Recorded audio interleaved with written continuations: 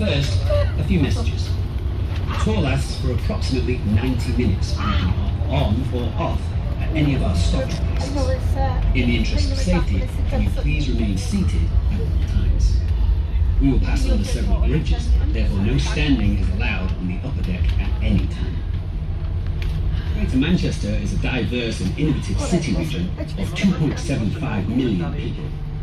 It is made up of 10 cities and towns: Manchester, Salford, Bolton, Bury, Oldham, Rochdale, Stockport, Tameside, Trafford and Wigan. And there are more than 200 languages spoken and more than 35 different cuisines available across the region. Manchester is an original modern city, a role it has performed for several centuries. Greater Manchester has, over the last 300 years, been a powerhouse for new ideas and pioneering achievement. There are at least 25 Nobel laureates associated with the city and Greater Manchester. Through its development in science, industry and technology, it has done much to create the modern world. Culturally, in music, literature and drama, it has played a significant global role too. Manchester begins with the Romans and their fort of Manicum at Castlefield, founded in AD 79, the same year Vesuvius erupted and destroyed Pompeii.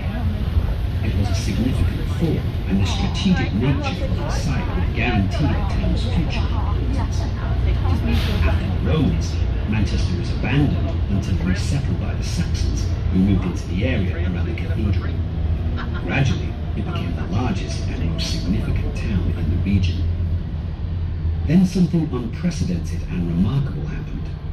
In the 50 years either side of 1800, it became world famous, the byword for industrialization. Almost every country in the world had their own Manchester.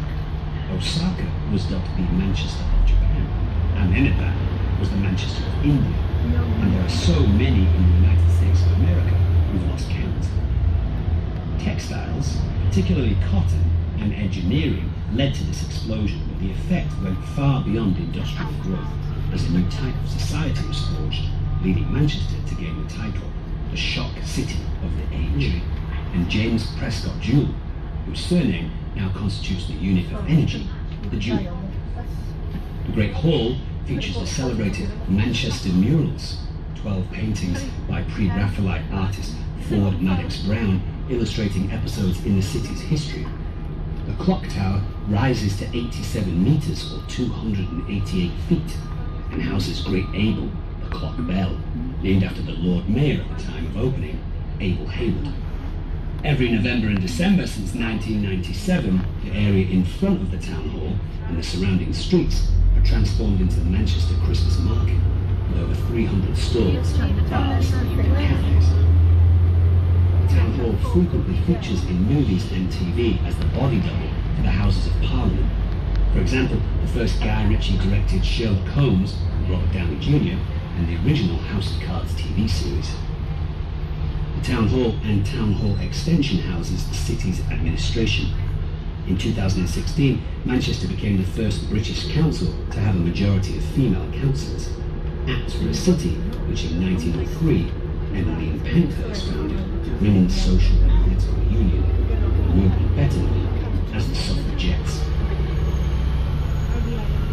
Hello, welcome back to Dennis Trident Enthusiast. Welcome aboard Euro 2 17168, former Stagecoach 17678, V168 MEV. Welcome aboard the Euro 2 Trident. Hopefully having a good day.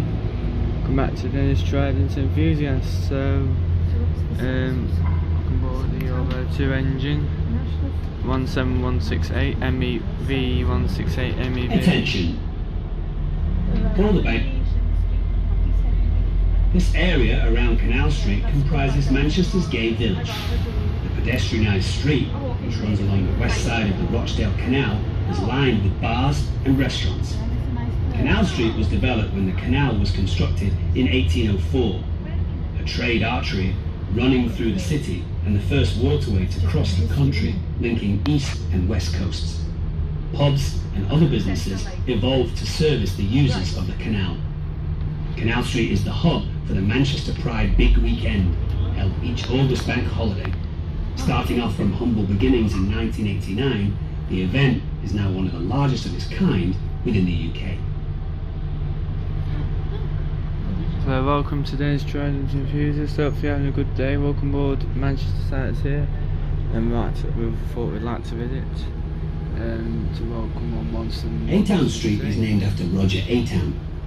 A-Town came to Manchester from Scotland in 1769. In his 20s, Roger married 65-year-old Barbara Minshull to much scandal, who was one of the Northwest's wealthiest people and owner of swathes of land across Manchester. The most prominent building on the street is the mighty Crown Courts complex over the Rochdale Canal. It was designed by Thomas Worthington and opened in 1871 as the City Police Courts. So welcome to Manchester. Attention, we will shortly be travelling underneath an electric tram cable. For your safety, please stay seated.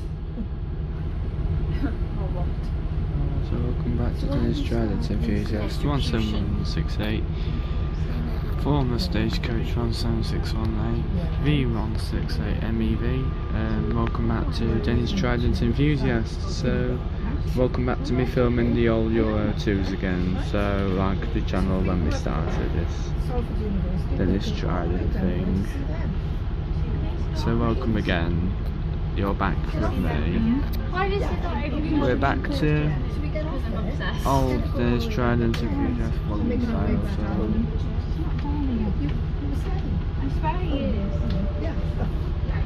and there's the Manchester tram. So on board the Euro 2, longer wait. 17168, former Stagecoach 17168, Transpower 2703, Dennis Trident ALX 400 Euro 2. So welcome. This is a good bus. So welcome back to the Trident. Not many of these left in the UK fleet on the Euro 2s. Won't be after North East retires their 4 Tridents at the end of the season. So welcome to Dennis Trident Enthusiast 17673.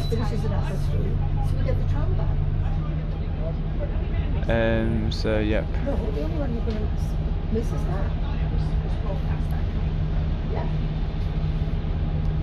is not too bad to film.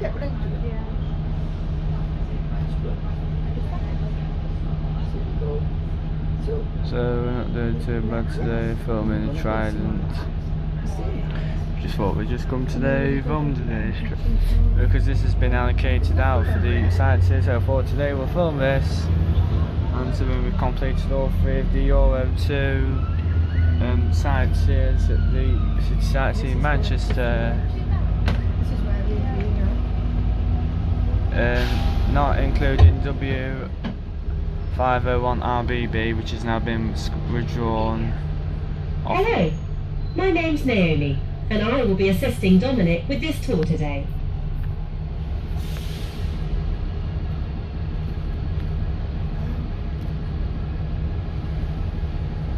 You would want, yeah. So this is back to Dennis, old style Dennis Trident Enthusiast. So welcome to today's video. Welcome, just to say thanks for all your support so far. I appreciate everyone going on to the Dennis Trident Enthusiast Facebook group, which we are starting to do. So any Tridents or Euro 2s we would like to see on the Enthusiast group, do make Before 1755, the area, now known as Piccadilly Gardens, which lies on the left, was occupied by water-filled clay pits called the Daub Holes. In 1755, the Manchester Royal Infirmary was built here. The majority of the hospital buildings were demolished in 1910, and in 1914, the area was finally cleared and transformed into a large space within the city centre. It was in the former Royal Hotel in Piccadilly Gardens where the world's first professional football league was ratified in 1888.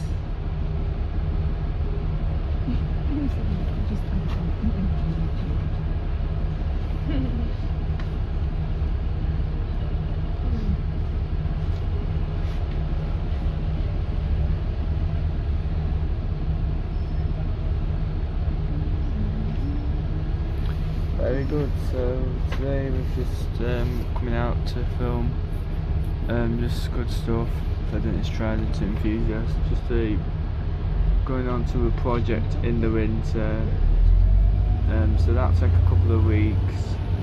The Dennis Trident project, enthusiast project, which has not been confirmed what's yet. So it's going to be confirmed in September what we're going to do in the future, and to see how we can get on.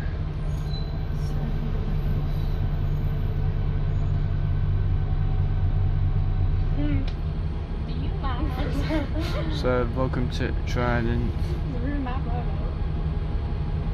So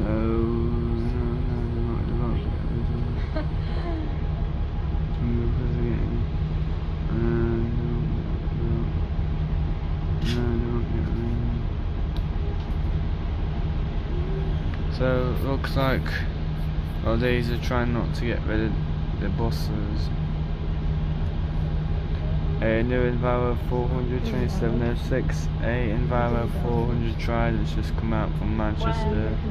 Has been released from London, converted to open the top. It is now white and spare boss and white. So going in there to the Sevendale House, which is just there. We are now entering an area known as the Northern Quarter. The streets around here, Newton Street, Lever Street and Stevenson Square, are characterised by large converted textile warehouses. They hint at Manchester's previous dominance, when the city controlled 80% of the world's cotton trade. UK production would peak between 1912 and 1914, with up to 8 billion linear yards of finished cotton production. The nearest rival was Japan with 56 million linear yards. Business declined after World War II, as production rose in countries closer to the raw material and with cheaper labour. The Royal Exchange closed in 1968, and there is no cotton industry in Greater Manchester today. The old warehouses in the city centre still provide strong bones for the city, and have now been converted into apartments, offices, bars and restaurants. Famous Northern Quarter shopping can be found in Affleck's Palace and Manchester Craft and Design Centre. There are numerous live music venues such as Band on the Wall, The Castle, Night and Day and Nat and Fred's. Manchester Arndale follows the curve of the road here on the left.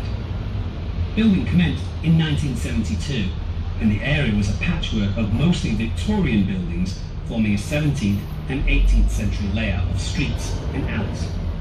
This area has been rebuilt in the last couple of decades. On Saturday, June 15, 1996, the IRA detonated a powerful bomb in Corporation Street, causing devastating damage to the Arndale Centre and surrounding areas, but there were no fatalities. The bomb rebuild has won many awards, provided far more public space, and attracting big names in retail and food and drink. These days, Manchester Arndale is home to over 200 stylish stores, making it one of the largest inner-city shopping centres in the UK. So this is the brief of the Trident. Finding it hard to concentrate. Wow. Finding it hard to concentrate. Because of me. So this is going back, so there we are at the tattoo. So this is the other two Tridents, so obviously you know by now it is. But I thought you didn't, so I'll remind you again what the engine is. These are soon to be replaced by some cleaner air vehicles due to the city centre going into clean air too, so these buses aren't going to last long. So unfortunately these have been withdrawn from the Sightseeing use at Manchester, being used for something else.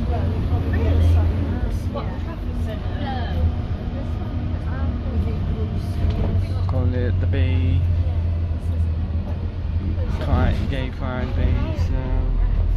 The entertainment venue is located on the site of the business premises of the 19th century newspaper proprietor Edward Holton, established in 1873. Current premises became the largest city centre newspaper printing house in Europe and housed a printing press until 1986. Visitors today will find an array of restaurants, bars, clubs, and even an IMAX cinema. Our next stop is the National Football Museum. What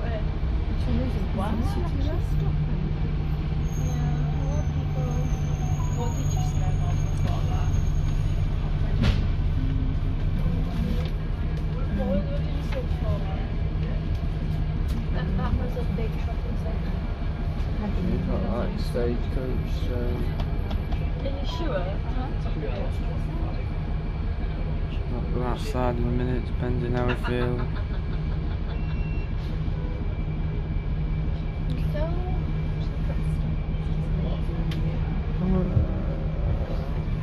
idea. I like how Liverpool's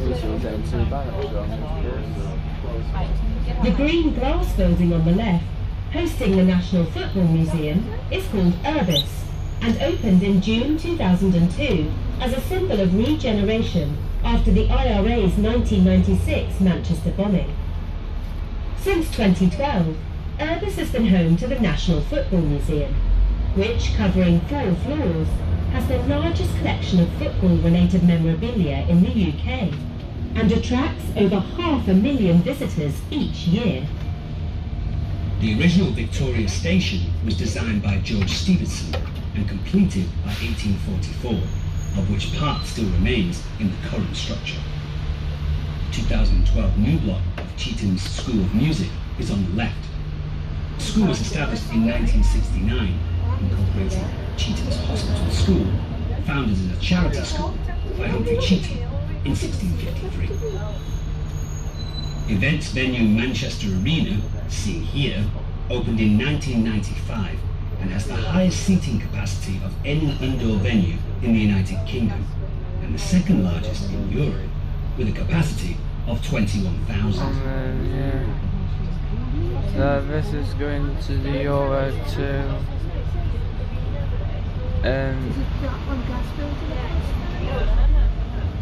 The ancient sandstone walls of Chetham's rise up on the left.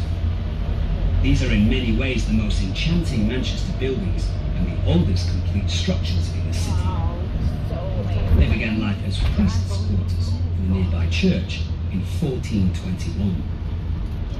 In 1653, through his will, successful merchant Humphrey Chetham created a school for poor boys and a library, much of which can still be visited. Today, it is the School of Music. The library is the most precious space in the building and is now the oldest free public library in the English-speaking world. Manchester Cathedral is the seat of the Bishop of Manchester and the city's parish church. Parts of the cathedral date back to 1215. There has been a church on this site for around 1300 years. The cathedral was badly damaged during the Christmas blitz of 1940. Fortunately, most of the woodwork survived. This forms some of the finest such art in the United Kingdom. The choir and nave ceiling are particularly magnificent. Once across the River Irwell, we are now in the city of Salford, Manchester's twin. It received city status in 1926. A sleepy place until the Industrial Revolution, it shared its neighbour's southern rise in the early 19th century.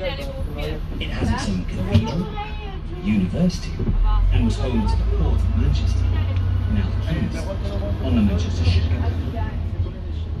With Media City UK, the city hosts perhaps the largest concentration of broadcast media in Europe.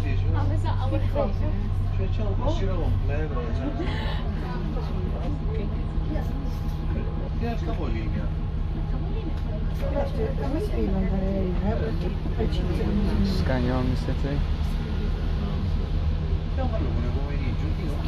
Credo scendiamo un po' di nuovo andiamo a mangiare mercato dove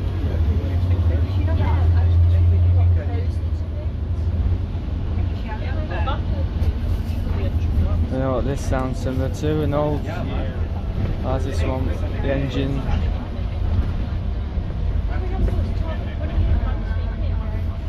So, welcome, this is seat 47, seat 43, 47 for the face. So, on these, sometimes you get your own. Yeah, absolutely. I want to scooter.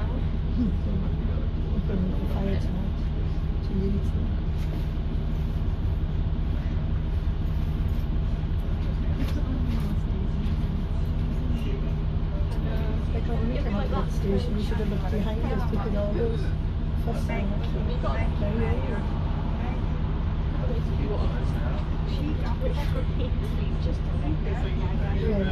So funny.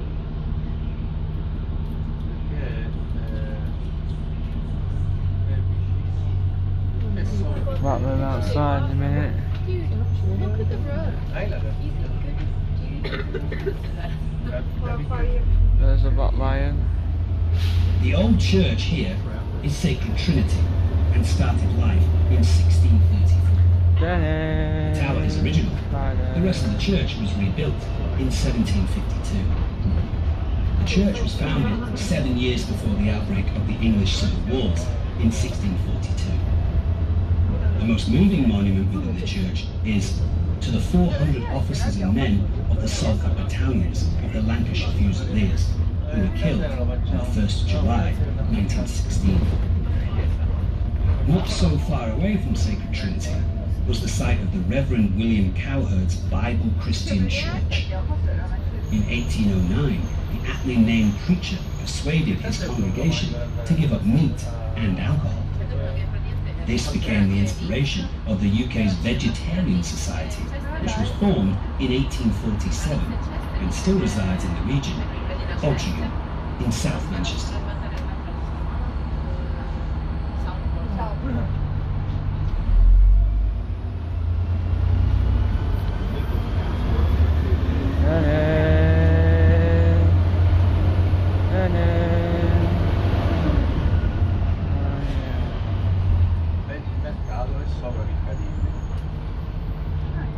Wait for that noise to come back again.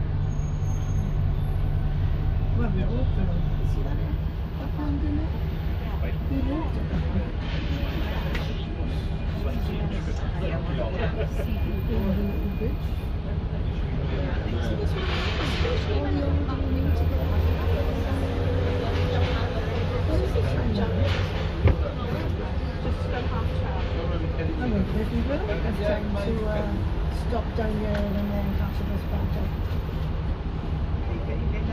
Yes, pretend you back down there.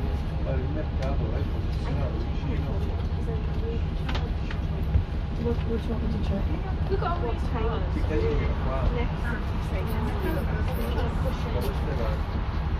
Yeah, we'll do that this morning. Get off the bus. Where do I find it out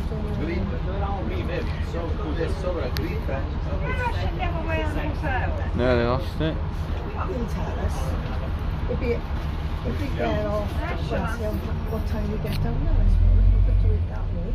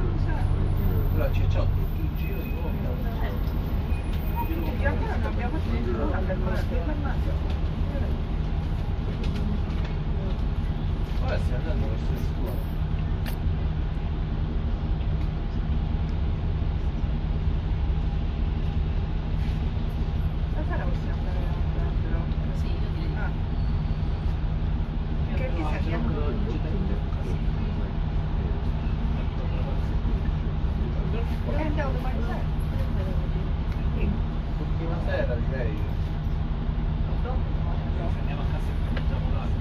Certo. Come si chiama? Scritto Castello.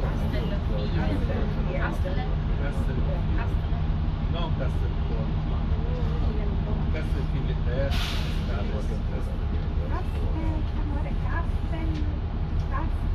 Ecco per intendere l'altra. Questo è il caso.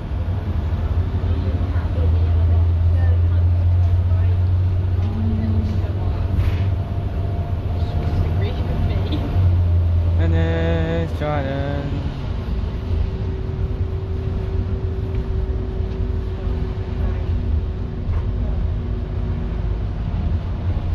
Cathedral Church of St. John the Evangelist is better known as Salford Cathedral.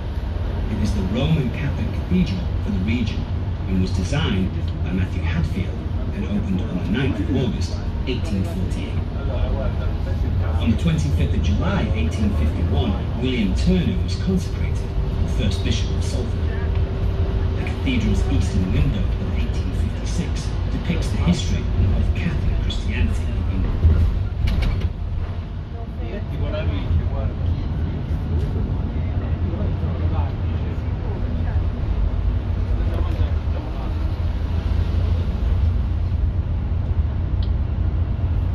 Traffic lights here, there is a view across the meander of the River Irwell, with the West Pennine Walls in the distance.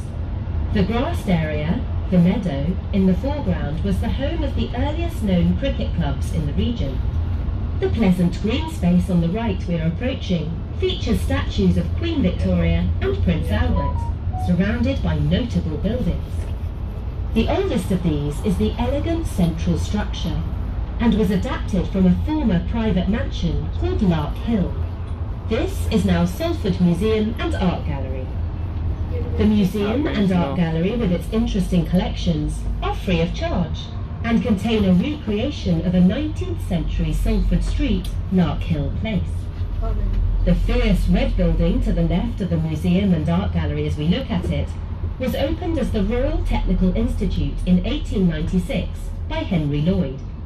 The institute eventually became the University of Salford in 1967. The 60s buildings to the right comprise part of the university, which has more than 20,000 students.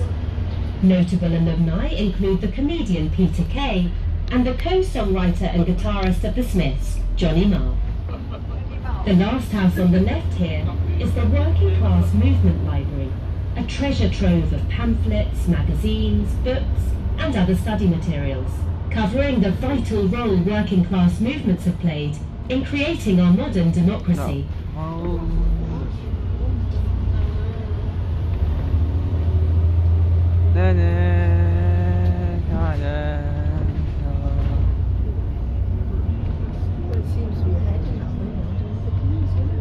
Well, let's get ready for the good bits. Well, when you get to it, and then ask him what time the bus is. It's only 20 to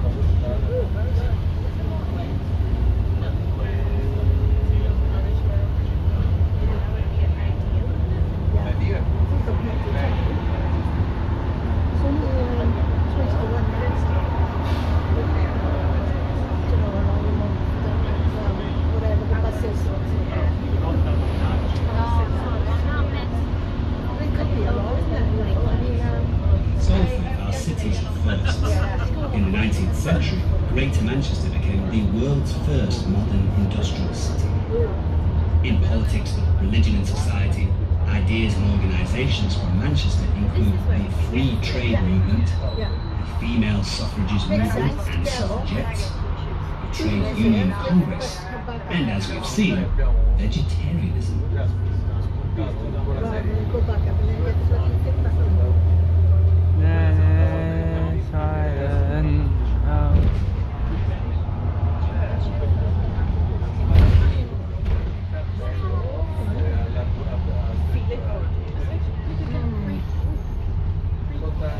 Peter's feelings.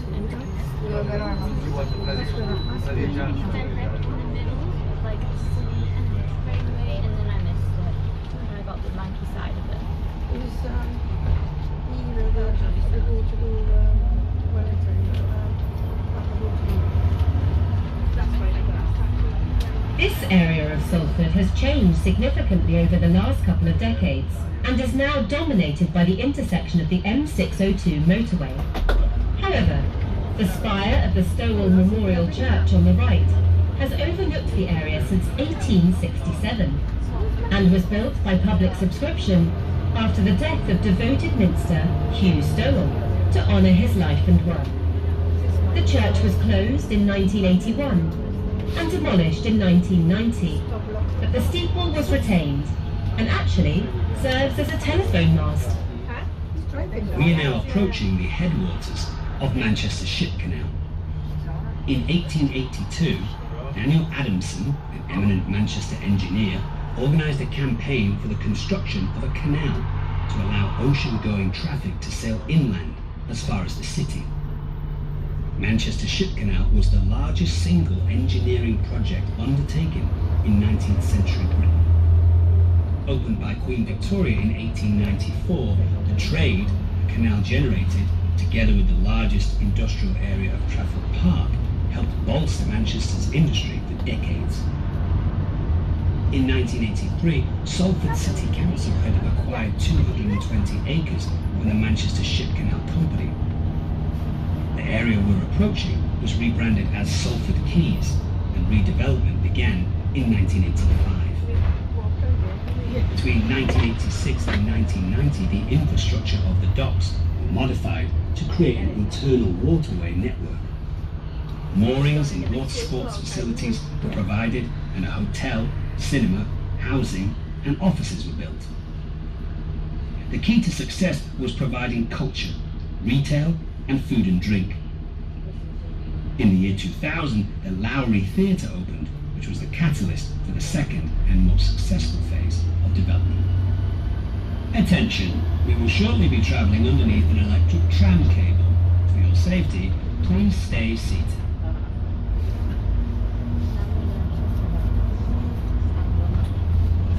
This bus went to stop closer to wasn't trying to progress.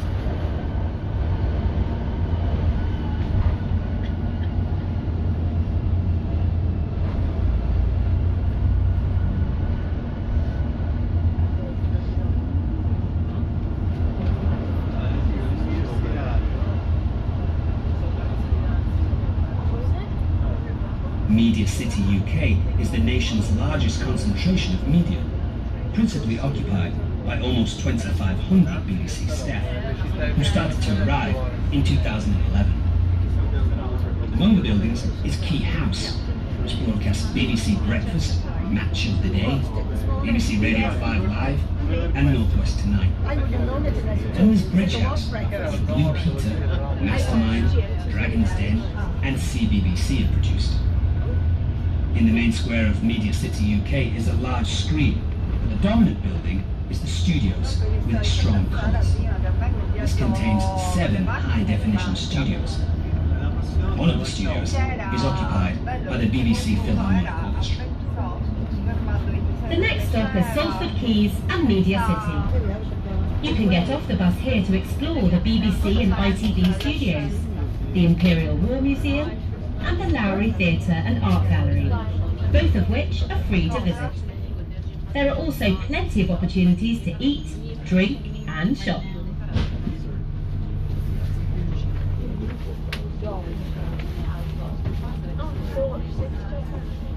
Oh, we should go to Infatti si può fare il mare, però in un altro periodo, o si va a settembre o si va...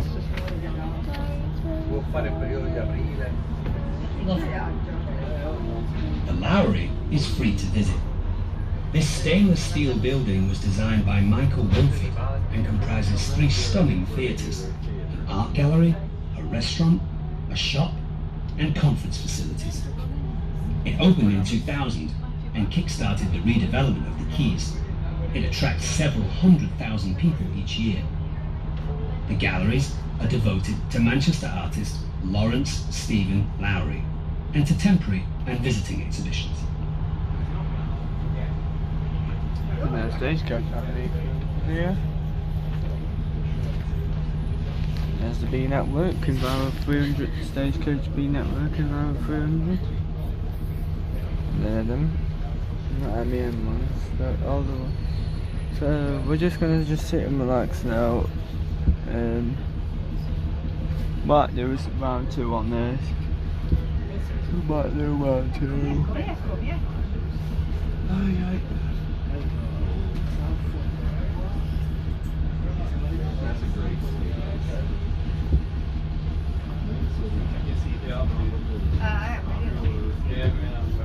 Might go for round 2 on this trident. So, welcome again. Where to again? I was in pop.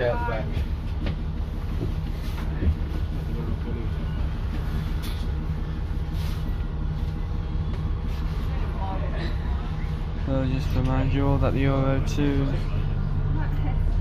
best of the best.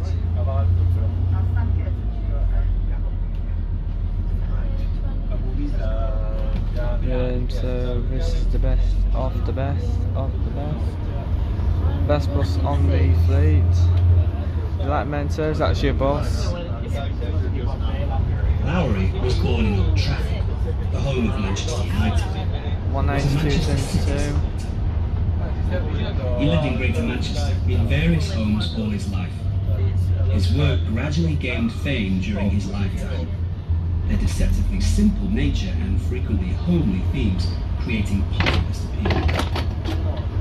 He is famous for his industrial scenes, but should also be remembered for his eerie and desolate landscapes and seascapes. The Manchester Ship Canal enabled the newly created Port of Manchester to become Britain's 3rd busiest port, even though the city was about 40 miles inland. Despite opening in 1894, it was never the commercial success its sponsors had hoped for. The amount of freight carried by the canal peaked in 1958 at 18 million tons. The increasing size of ocean-going ships and the port's failure to introduce modern container methods resulted in the volume of freight dropping steadily, and the closure of the docks in Salford in 1984, 90 years after its opening. The canal's water quality has improved in recent years, and there are now several nature reserves along its banks. Locally, increasing populations of ducks, Canada geese, and even swans can be observed. This area of the quays is also commonly used for water sports.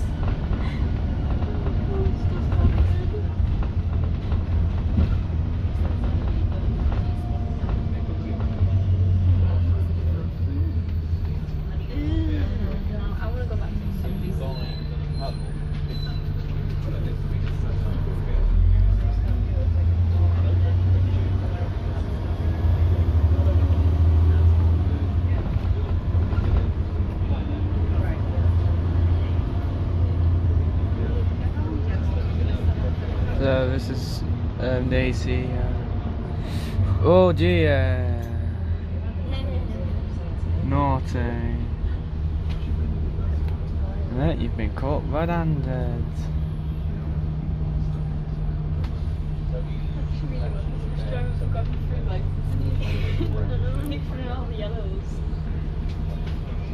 Got no roof to touch. Just turn right off, man.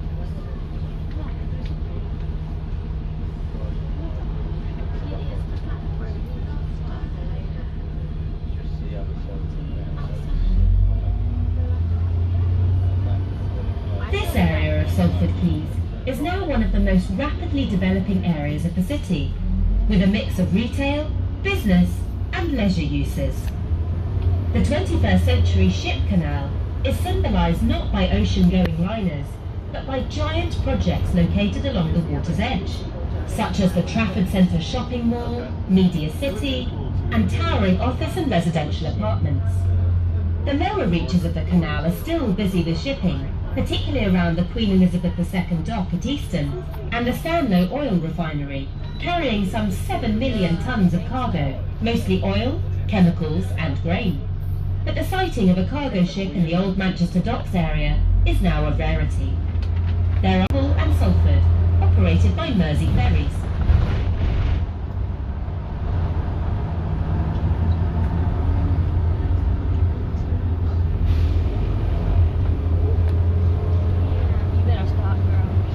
Good engine, this one. The Trafford Swing Road Bridge on the right was built in 1892 and would swing open, allowing ocean-going cargo ships to travel to the upper reaches of the canal at Pomona Docks. It was the largest and heaviest of the ship's canal swing bridges, weighing 1,800 tons. In July 1987, the bridge was listed as a Grade 2 structure, and in 1998, the bridge was refurbished and fixed in place as part of a scheme to widen the road to a dual carriageway, with the new bridge that we are driving on built alongside.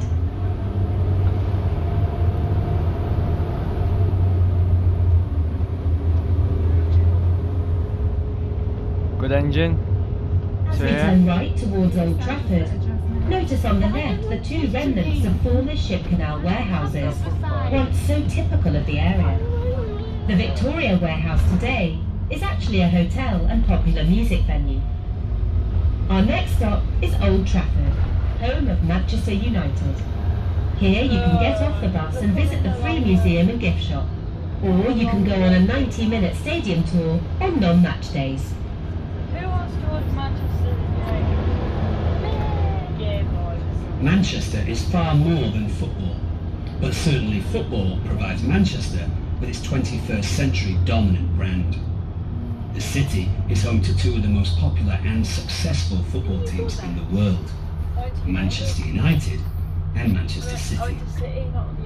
Of course, the city region's sporting heritage runs much deeper than football and includes the legacy of the 2002 Commonwealth Games, the successful and efficient coordination of which encouraged London to bid for the 2012 Olympic Games. An array of sporting events takes place year-round.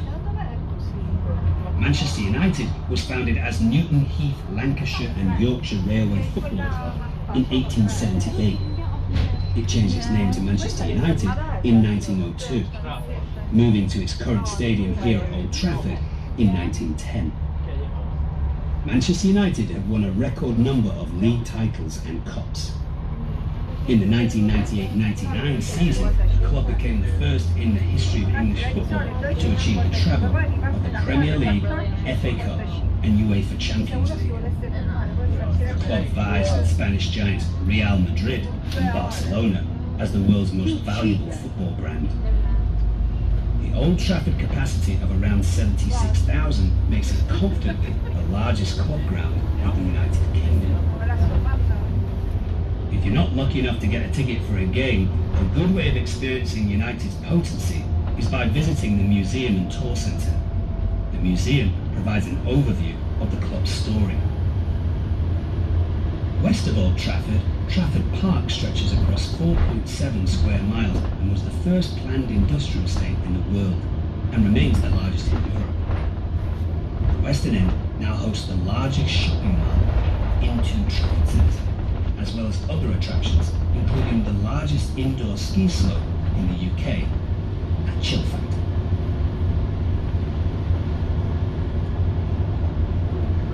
The Imperial War Museum North is an unusual structure and worth a walk around to get a feel for it. Designed by Daniel Libeskind and opened in 2002. To create the building's design, Libeskind placed a ceramic teapot in a plastic bag and dropped it out of the window. 3 of the broken shards he arranged as a world shattered by war in a pattern representing the 3 theatres of land, sea and air war. The message of the museum is stated as "War shapes lives."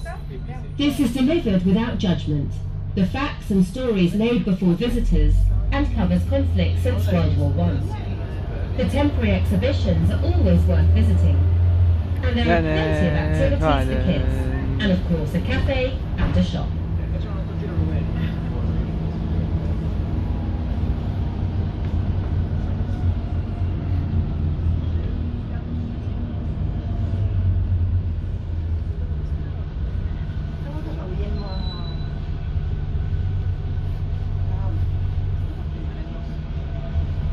Coronation Street is a British TV institution. First broadcast on December 9, 1960, It is the longest running serialised television drama in the world. The show was only commissioned for 6 episodes, and bosses at Granada TV were certain that it would be a failure. However, the British public became hooked on watching the lives of ordinary northern people living in working-class terraced houses. Until the late 1960s, all episodes were filmed within indoor sets at Granada's Quay Street Studios in central Manchester. In 1968, Granada rented a railway yard alongside their studios to erect the programme's first purpose-built outdoor set. In 2014, the show moved to the Quays to form another area of Media City UK, and tours of the set can be pre-booked online.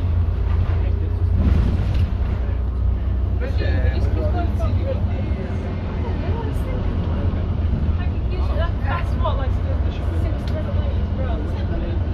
Nah, it's fine. No, I used to like that.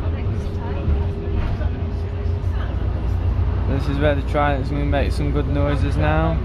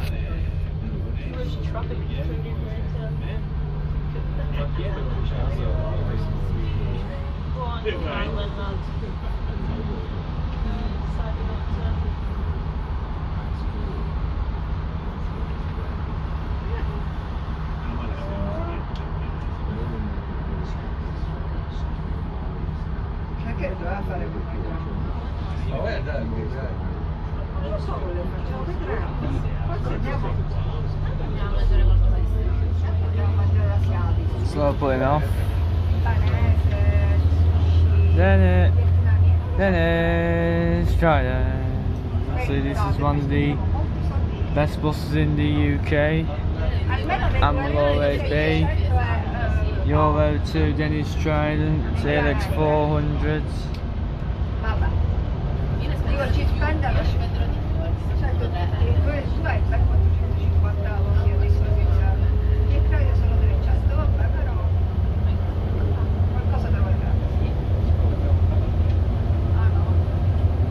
As we make our way back to the city centre, let's contemplate more of Manchester's firsts. This time, in science and industry. John Dalton is a scientific colossus of Manchester. His atomic theory, 1803, and its pioneering work on the constitution of elements, was the precursor of all modern chemistry, whilst his lectures on meteorology turned the study of weather into a science. He was the first to describe colour blindness. James Prescott Joule's name, 1819 to 1889, is the unit of energy, the joule, following his research into the mechanical equivalent of heat. Ernest Rutherford, working at Manchester University, discovered the nucleus of atoms and later how to split them in 1919. His assistant was Hans Geiger of the Geiger counterfeit.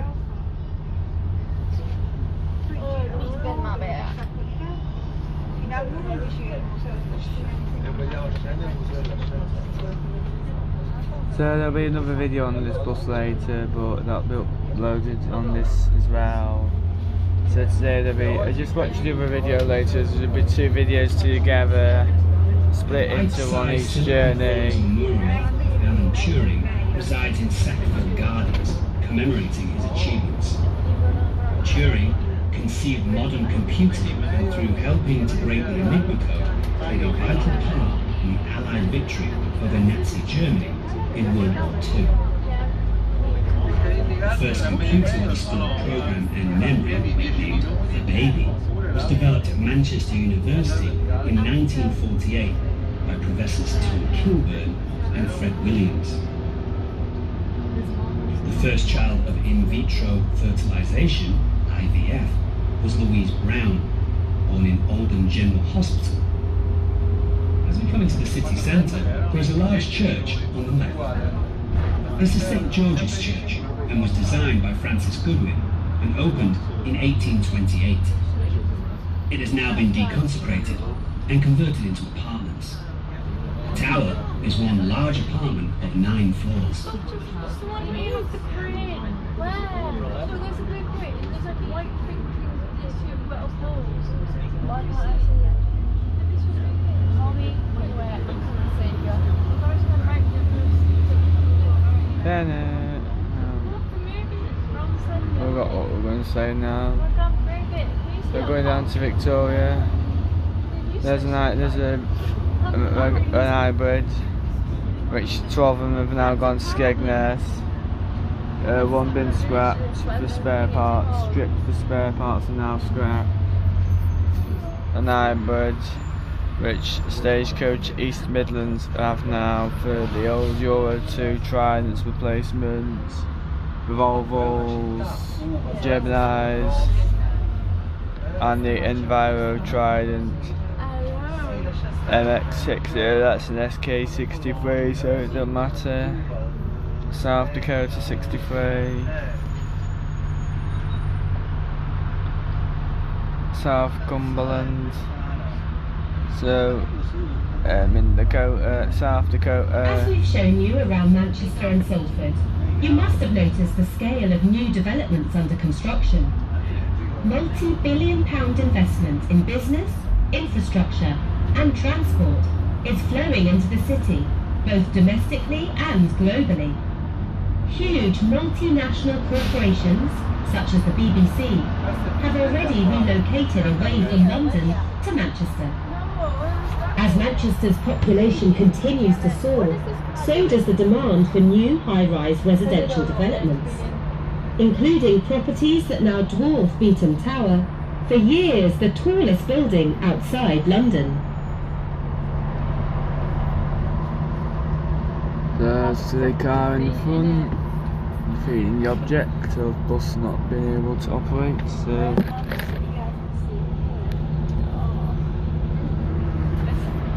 and this is what's defeating the object of not being able to run a good service because of the cars blocking the road and causing service disruption. So basically, you know what all that means. If you are, or just anyone who's watching Dennis Trident Enthusiasts, you'll know what it means when a car or you get attacked by a lorry. You know the definition of the meaning. I'll remind you again later. It's called you getting hit. Wow, isn't it close? How can you bloody drive? How can you drive these days with a license? Don't know. I'll have to see your doctor about it. How did you get up there? It's a long climb, isn't it? Chesterfield sotto chef. Just beware the Tridents at the Stagecoach Peak sites here. Mind you a minute. The entry into Castlefield. It is one of the strongest urban landscapes in the UK. a place where the Romans settled in Manchester, and where the oldest industrial age canal meets the oldest passenger rail station in the world. Last time was screwed up. This time we're not messing up the videos, so we're gonna keep going for fun on Dennis Trident Enthusiast. So I'm the greatest channel at all times. Oh, come on, pick up the speed so good noises. On the other side of Liverpool Road is the basin of the Bridgewater Canal and the outdoor arena. No, you This can't, section because you're opened shit. in 1765. The first Can't drive proper good. artificial navigation for industry in this country. Driving's poor, The so first building on the left here is the oldest and first passenger railway station in the world. This was the Manchester end of the Liverpool and Manchester Railway, which was opened in 1830.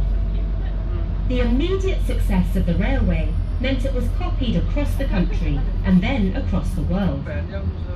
The station building is part of the Museum of Science and Industry, which is the next stop for this tour. People of all ages, especially families, will enjoy visiting the museum, 10 and minutes, entry then is you'll be free. going. The range of exhibitions is huge, covering steam engines, space, cotton, gas, water, electricity, computers, photography, aviation, Manchester's history, the city's part in pioneering achievement, and also a planetarium. Dominating everything is Beacon Tower by Manchester's Simpson Hoff architects. It is 47 stories tall, was completed in 2006 and cost £150 million, split between the Hilton and private apartments. At level 23 is Cloud 23, the viewing bar and top floor of the hotel. At 168 metres, 551 feet, Beacon Tower is easily the tallest building outside London. It delivers a stark, simple profile to the city, although its slender profile from east to west is dramatic, with a ratio of 1 to 10, it is one of the thinnest skyscrapers in England.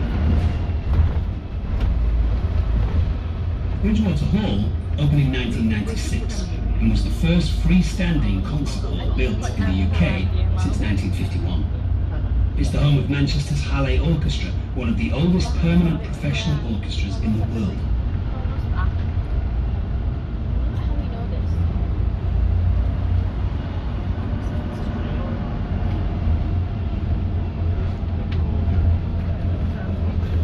So how long I got for 2 o'clock? I've got 50 minutes, so I'm going to go for about 40 minutes, so it should be about.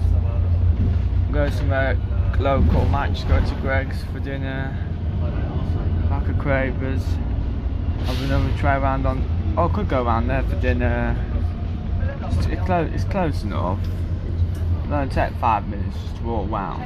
So yeah, I'm going to go there for dinner. Maybe out for about 10 to 2. I'll do that. Just do 2 videos on Dennis Trident Enthusiast, but it's fine. We want to be the best channel ever. I just want like Euro 2.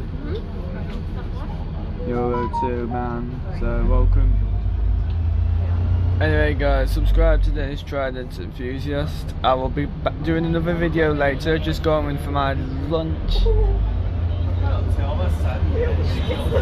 Dennis Trident Enthusiast is on dinner. The opening was attended by King George V. Manchester school children before the event were given handkerchiefs printed with the brave words, "Knowledge is power." That remains true today, as does the library's popularity. Anyway guys, when we get around the corner. The hotel was built in 1903 by Charles Trubshaw for the Midland Railway Company. On May 4th, 1904, Charles Rolls met local manufacturer Frederick Royce in the hotel. Together, they created the Rolls-Royce Motor Company. Inside Adam Reed's celebrated French restaurant, diners have included Winston Churchill and General Patton. The Beatles were once refused entry because they were dressed inappropriately. And your Manchester tour is complete. We hope you've learned some new facts about Manchester's rich history of innovation and achievement. We would like to thank you for travelling with us, and we hope you found the tour to be enjoyable. Remember that your ticket is valid for 2 days, giving you the opportunity to explore some of the sites you've seen on this tour. When leaving the bus, please make sure that you have all your personal belongings with you. And maps and leaflets as well, so you know the times to get on and off the bus. Alright guys, this is it for now. I'm on my dinner. Dennis Trident Enthusiast is now it's on dinner time. So back on the bus later, but yeah, possibly. So back in a bit. Subscribe to Dennis Trident Enthusiast and see you later.